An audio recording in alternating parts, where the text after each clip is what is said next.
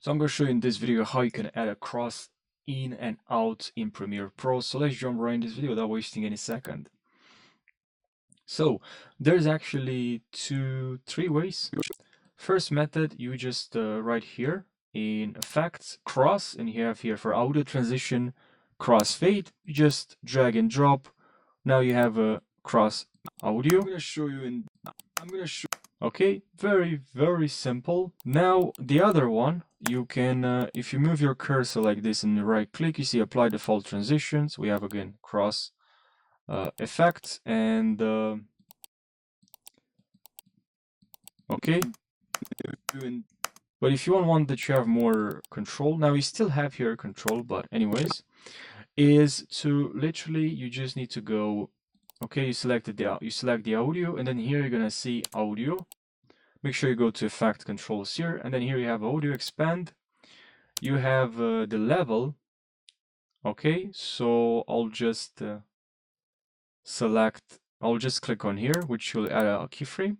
And then if you decrease this to like this, minus, it's just, there's no audio, okay? You can also enter the exact value, so you can enter minus 60.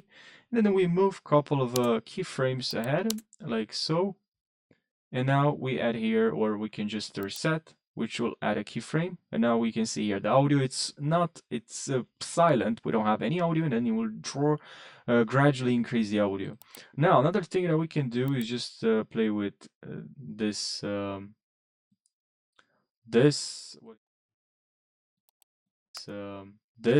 what it's called,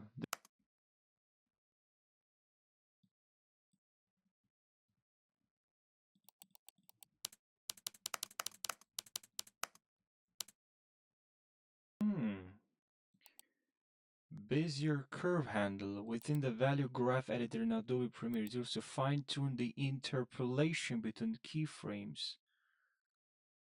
We are adjusting the velocity curve. Thank you. Add like a cross. You can add ease in, ease out.